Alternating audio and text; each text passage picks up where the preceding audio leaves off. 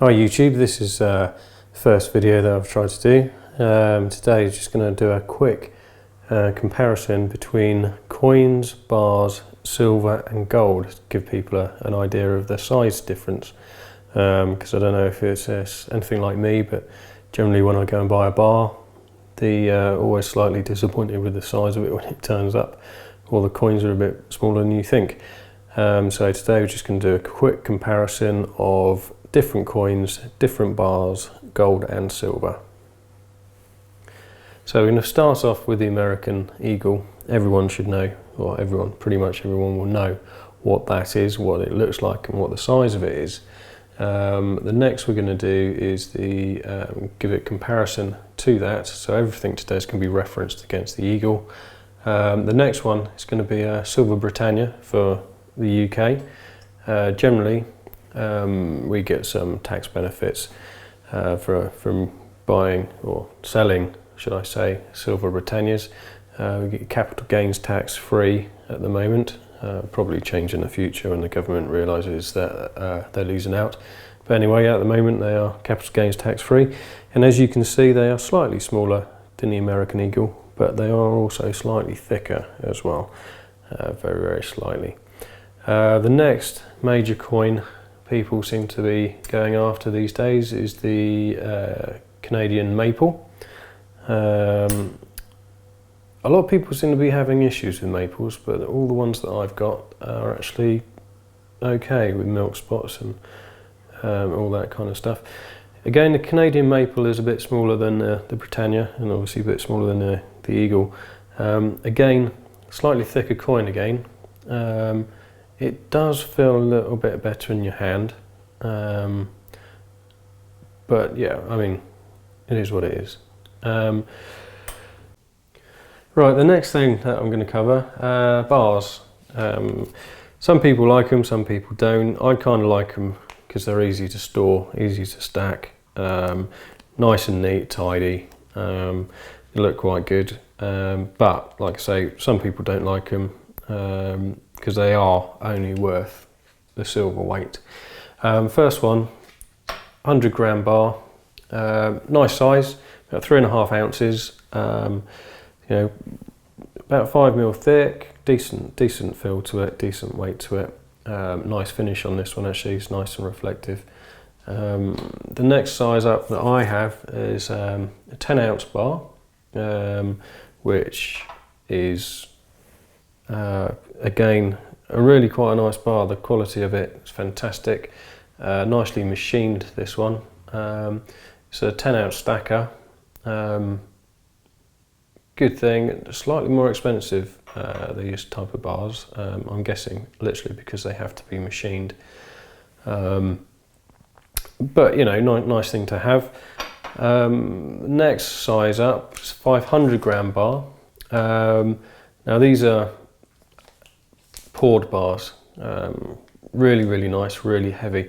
Now this is probably the biggest bar that I'm going to go for, only because once you start getting over 500 grams, I think the next one up is a kilogram, and then they start getting quite awkward to, if you have to move around, move them, take them to shops to sell, whatever, you're going to struggle because they, you know, a kilo of silver in your pocket is going to be a big thing. So I mean, that's probably the biggest bar that I'm going to go for. But again, if you reference the 500 gram bar against the actual size of the Eagle, you would really think that it would be bigger than it is. I mean, you see the pictures on the websites and all the rest of it, but they're not actually that large. But there you go. So there's the American Eagle. There's a 500 gram bar. Nice bit of kit. Nice thing to have. Nice thing to hold. A lot easier to stack than the 100 gram bars that I've got. But yeah. Good thing, but again, potentially slightly smaller than you would think by looking at websites. Now the next thing is where it starts getting interesting. Well, it did for me anyway, because I'd never really known much about gold and silver before. So my first ever bar I bought was a 1 gram gold bar, and this thing is tiny. I mean, it is proper tiny. 1 gram pure gold, must be, it's less than a millimetre thick.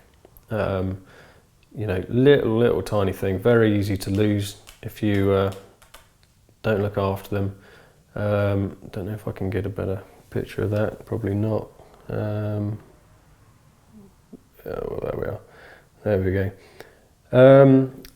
Still happy I bought it, but hindsight, I would never buy another one. Next bar up from that I have is a 5 gram bar, obviously 5 times bigger than the last one. This is when you start to kind of feel like you actually own something that's made of something, if you know what that means, or if you know what I'm getting at. These are about 1 millimetre thick, fairly decent size. As you can see, you know, it's still tiny compared to the American Eagle there, but you know, going in the right direction. Next size up from that is 10 gram bar. Now these are starting to get better sizes, much better feel to it. It feels like it is actually something quite substantial compared to the others, and you know, it is starting to feel like something that's actually worth the money that you're paying for it. That's the largest bar that I personally have at the moment. Again, I'm not a great fan of bars, but you know, they serve a purpose. The value is the value of the weight of the gold, rather than any sort of value that you'll get from, you know, keeping it a few years or buying the right year worth of coins, whatever. So you know, good thing to have. Glad I got them. But yeah, fairly small. You know, 10 grams, tiny compared to, you know, a coin. The next things that I have to quickly show you are sovereigns. Now, sovereigns are, again, capital gains tax free in the UK, which is why, you know, a lot of people do collect them. Again, very small, but they are, you know, they got historical value in the UK. Everyone knows what they are around the world, and they're a good thing to have. Really easy to carry. You know, good thing to have in your pocket if you ever needed them.